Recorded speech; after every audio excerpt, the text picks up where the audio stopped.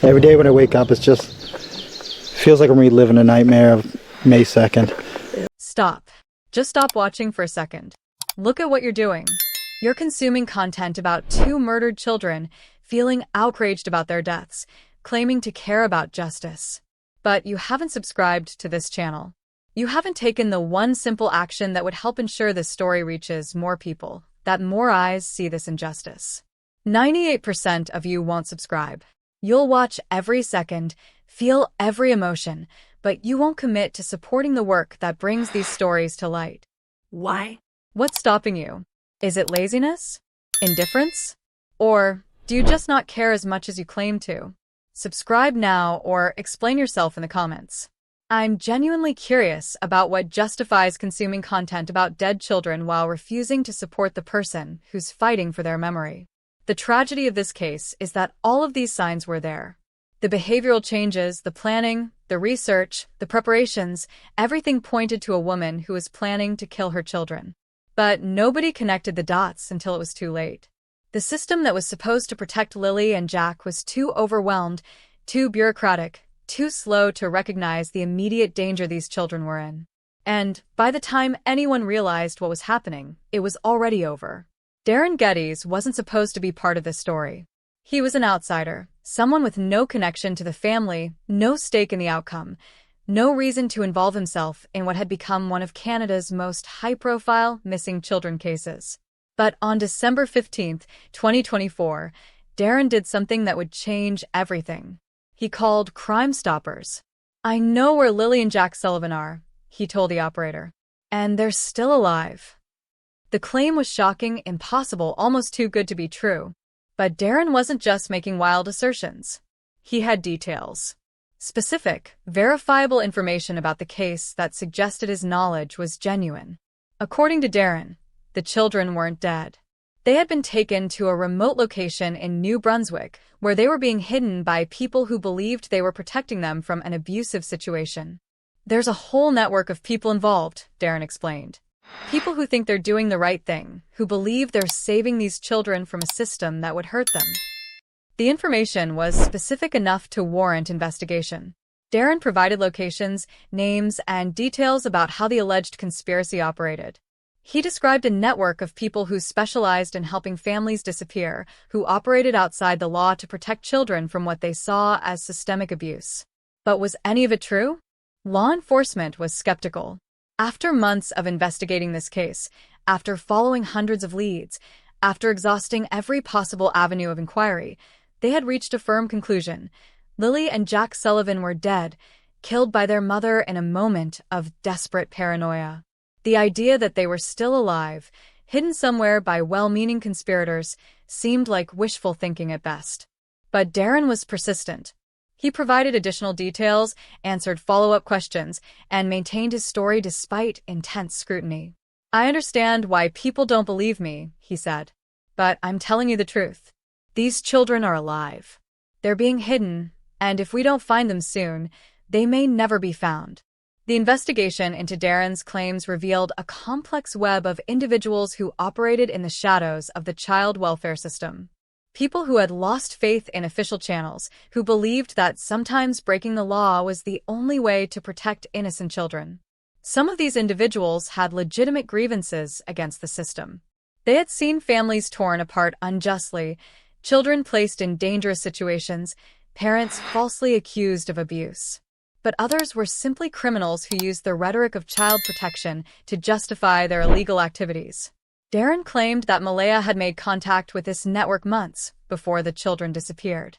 That she had been planning not to kill them, but to have them relocated to a safe location where they could grow up away from the custody battles and investigations that were tearing their family apart.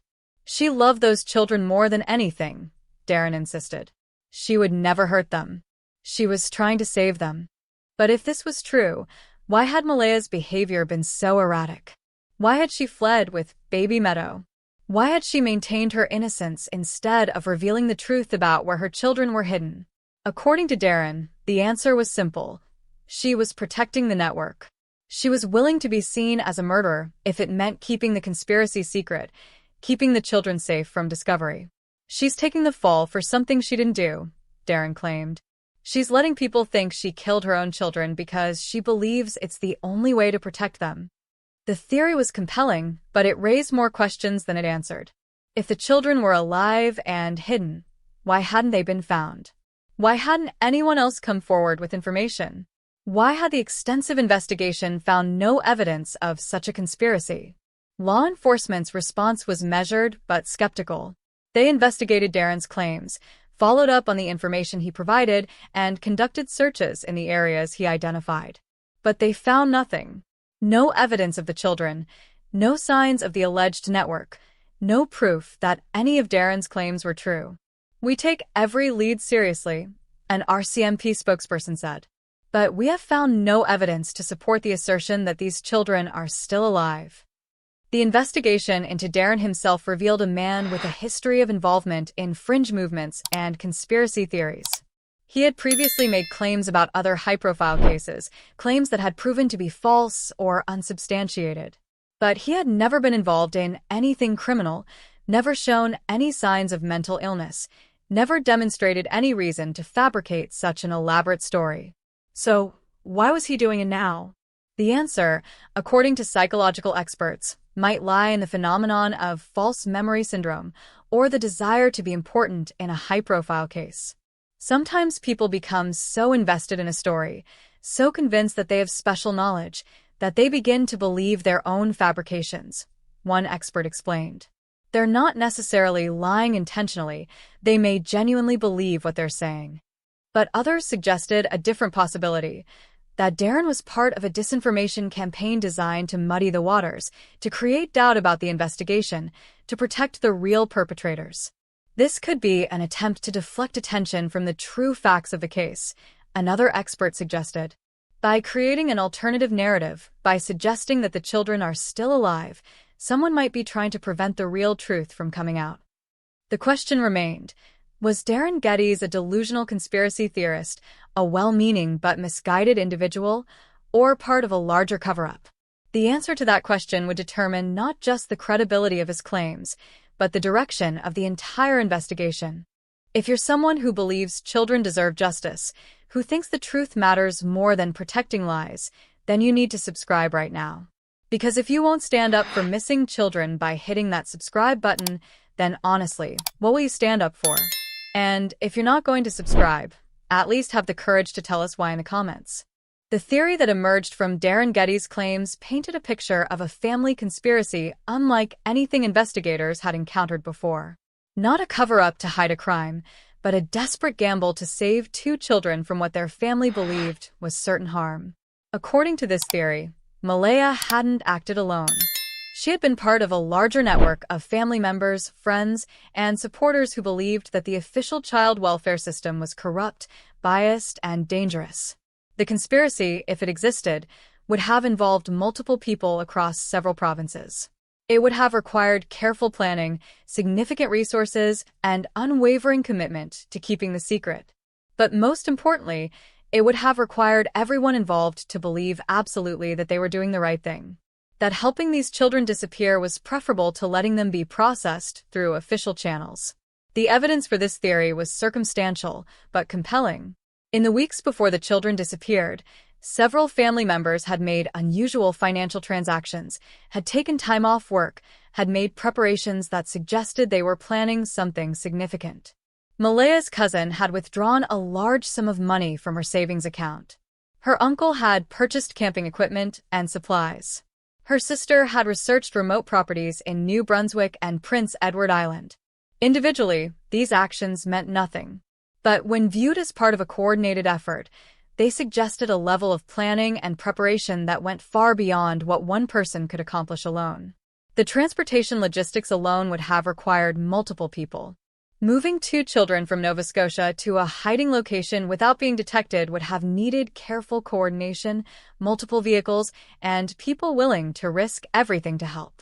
If this conspiracy existed, it would have involved at least 6 to 8 people, one investigator estimated. People who were willing to commit serious crimes because they believed they were protecting children.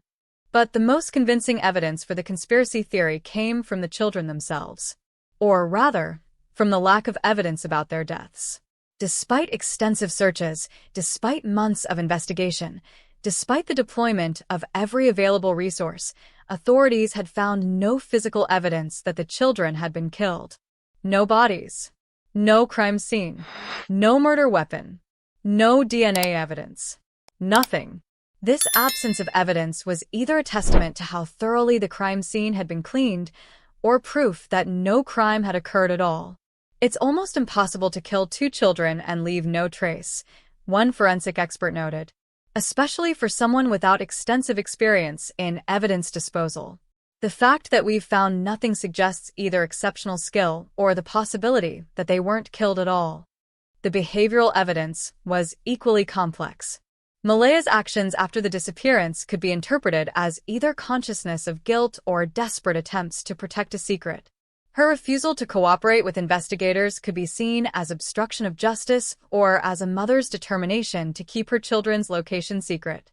Her flight with baby Meadow could be viewed as an attempt to escape prosecution or as a desperate gamble to reunite with her other children.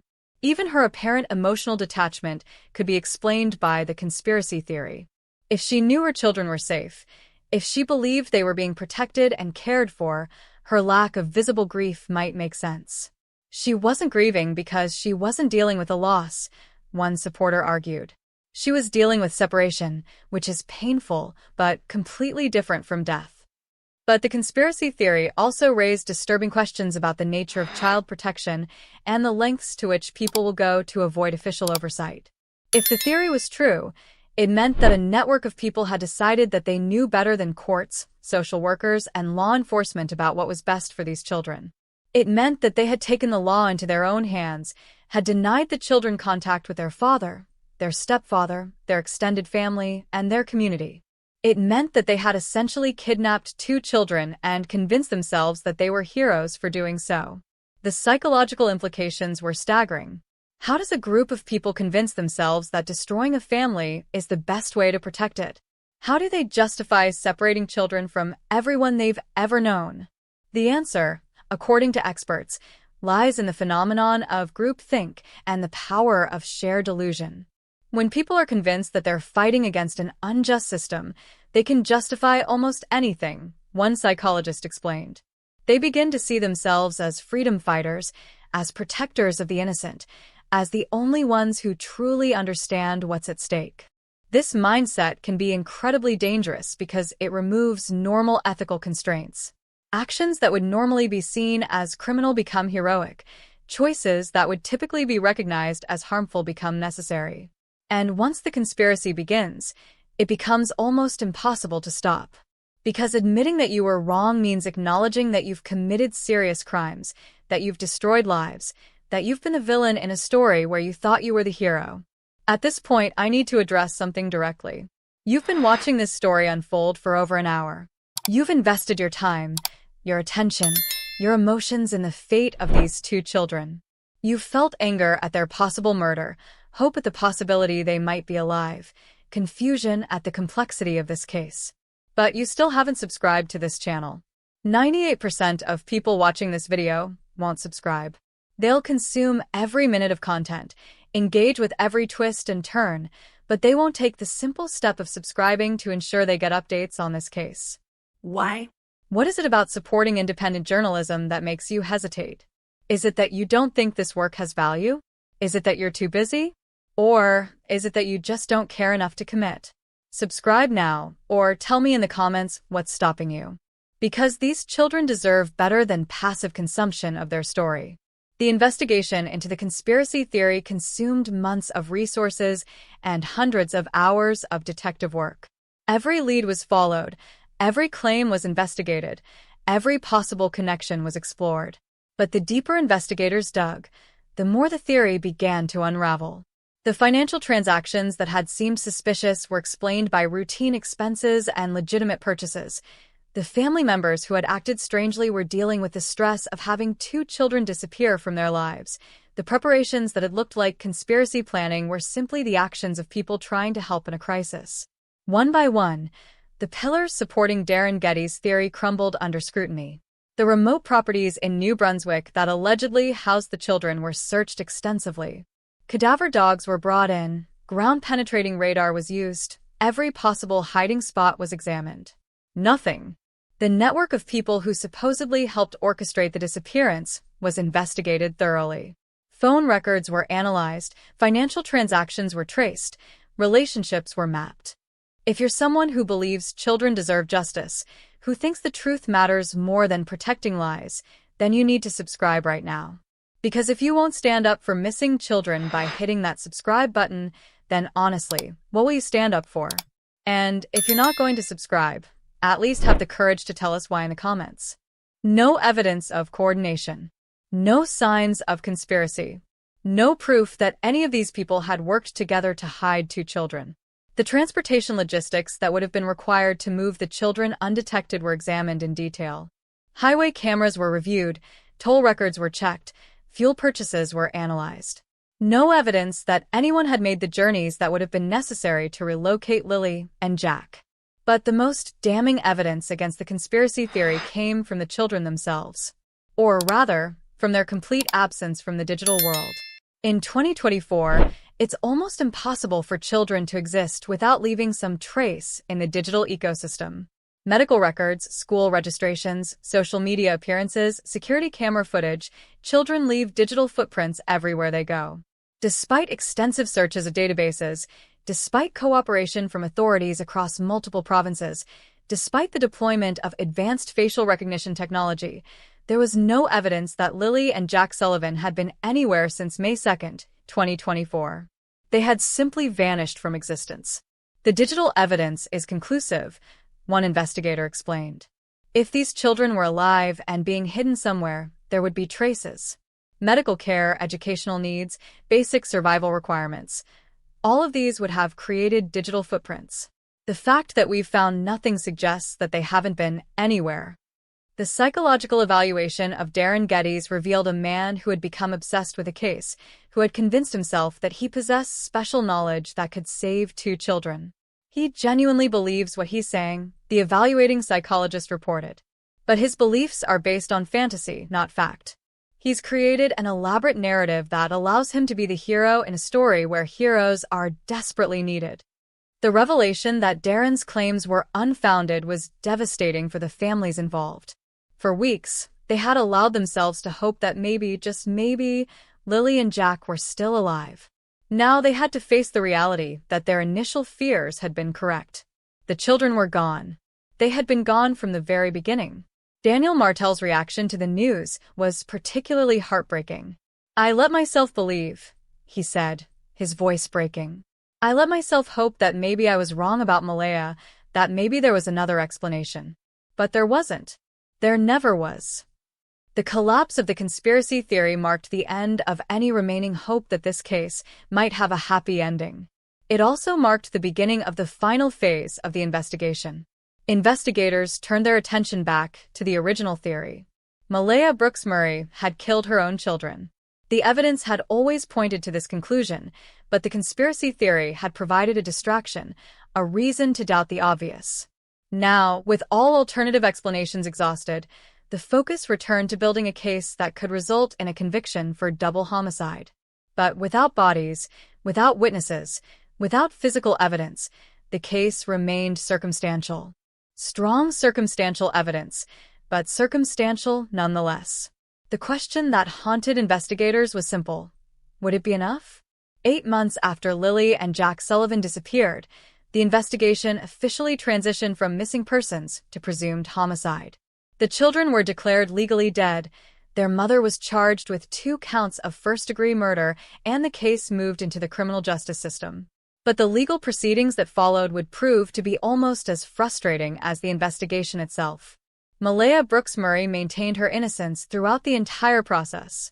She refused to cooperate with investigators, declined to provide any information about what had happened on May 2nd, and insisted that she had no knowledge of her children's whereabouts. Her behavior during interrogations was consistent with someone who had something to hide, but it was also consistent with someone who was protecting a secret that she believed was more important than her own freedom. She acted like someone who was willing to go to prison rather than reveal what she knew, one investigator observed. Whether that was because she was guilty or because she was protecting someone else, we never could determine. The The prosecution's case was built on circumstantial evidence, behavioral analysis, and the absence of any credible alternative explanation. They argued that Malaya had killed her children to prevent them from being placed in foster care, that she had disposed of their bodies in a location that has never been found, and that she had maintained her innocence to avoid revealing the location of the remains. The defense argued that the evidence was insufficient, that the investigation had been biased from the beginning, and that the prosecution had failed to prove beyond a reasonable doubt that the children were even dead, let alone murdered by their mother. The trial was a media sensation. Courtrooms were packed with spectators, journalists covered every development, and the case became a national obsession. But the legal proceedings were also deeply unsatisfying. Because without bodies, without a crime scene, without physical evidence, the entire case came down to interpretation and inference. The jury was asked to decide whether a mother had killed her own children based on behavioral evidence, search patterns, and the absence of any other plausible explanation. They deliberated for 6 days. The verdict was guilty on both counts. Malaya Brooks Murray was sentenced to life in prison without the possibility of parole for 25 years. But even after the conviction, questions remained. The location of the children's remains was still unknown. The exact circumstances of their deaths were still a mystery. The motivation for the crimes was still a matter of speculation. And Malaya still maintained her innocence. This case will haunt everyone involved for the rest of their lives, one investigator said. We got a conviction, but we didn't get closure. We didn't get answers. We didn't get the children back. The impact on the families was devastating. Daniel Martel struggled with survivor's guilt, wondering if he could have done something to prevent the tragedy. Belinda Gray was left to grieve grandchildren she would never see again, never know what happened to them, never be able to lay them to rest. The community of Truro was forever changed. The volunteers who had spent weeks searching for children who were already dead carried the trauma of that futile effort. The neighbors who had helped, who had hoped, who had believed that the story might have a happy ending, were left to process their own sense of loss and betrayal. But perhaps the most haunting aspect of this case is what it reveals about the limits of our justice system, our child protection system, and our ability to protect the most vulnerable members of our society. The signs were there. The warning signals were clear. The system was aware of the risks. But somehow, 2 innocent children still died, and their bodies were never found. If you're feeling angry right now, if you're frustrated by the injustice of it all, then channel that energy into action. Subscribe to this channel right now. Because if you won't even click a button to support the search for truth in cases like this, then what does that say about your commitment to justice? And if you're not going to subscribe, then at least tell us why in the comments. What's stopping you from standing up for Jack and Lilly Sullivan? I need to ask you something, and I need you to really think about your answer. You've just spent over an hour learning about 2 children who were murdered by their own mother. You've felt anger, sadness, frustration, and heartbreak. You've wanted justice for Lilly and Jack. But you still haven't subscribed to this channel. 98% of people watching this won't subscribe. They'll consume every minute of this content. They'll feel every emotion, but they won't take the simple step of subscribing to ensure more stories like this reach more people. So I have to ask, if you won't subscribe to a channel that seeks justice for murdered children, what will you subscribe to? What content do you think is more important than giving voice to the voiceless? Subscribe now, or tell me in the comments what's more important to you than justice for innocent victims. I genuinely want to understand. The failure to find Lilly and Jack's remains means that their families will never have closure. They will never be able to hold a funeral, never be able to visit a grave, never be able to say goodbye properly. But it also means that somewhere in Nova Scotia, 2 small bodies lie in unmarked graves, forgotten by everyone except the person who put them there. The investigation remains technically open. New leads are still followed up, new theories are still investigated, new searches are still conducted when credible information becomes available. But after 8 months of intensive investigation, after hundreds of interviews, after thousands of hours of detective work, after the deployment of every available resource, the truth remains elusive. Lilly and Jack Sullivan are gone. They died at the hands of someone who was supposed to protect them. Their bodies were hidden so well that they may never be found. And the person responsible for their deaths continues to maintain her innocence, continues to refuse to provide any information about what happened, continues to protect the secret of where they are buried. This is the reality of child murder cases. They don't always have satisfying conclusions. They don't always result in complete justice. They don't always provide the answers that families need to heal. But they do serve as reminders of why we must do better, why we must pay attention to warning signs, why we must take threats seriously, why we must protect children even when the person threatening them is supposed to be their protector. The story of Lilly and Jack Sullivan is a tragedy, but it's also a call to action, a reminder that child protection is everyone's responsibility, a warning that the system designed to protect children is only as strong as the people who operate it, and a testament to the fact that sometimes the people who are supposed to love children the most are the ones who pose the greatest danger to them. The children who died in this case deserved better. They deserved to grow up, to have futures, to experience all the joys and sorrows that life has to offer. Instead, they became victims of a system that failed them and a mother who chose murder over surrender. Their story should serve as a warning to all of us.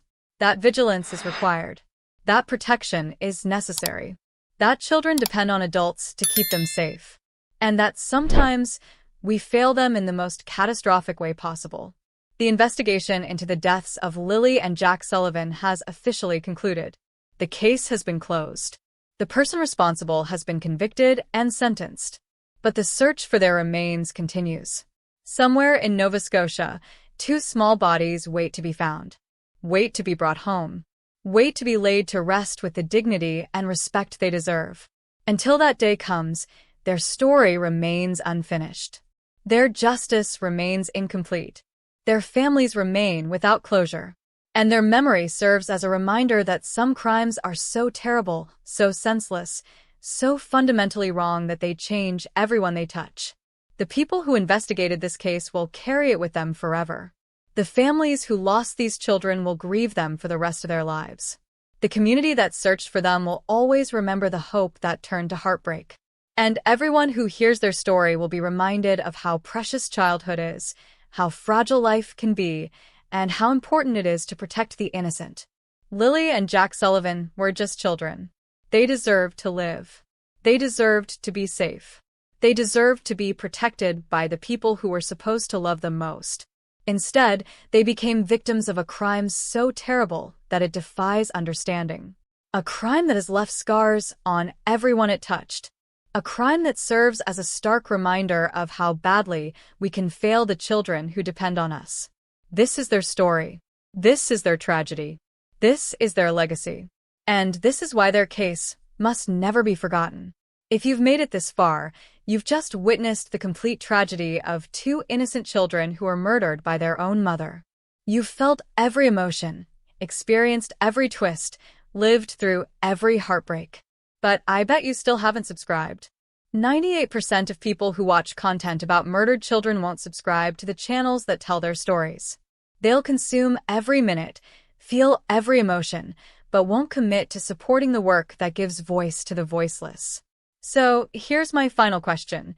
If the story of 2 murdered children isn't enough to make you hit subscribe, what is? What content do you think deserves your support more than justice for innocent victims?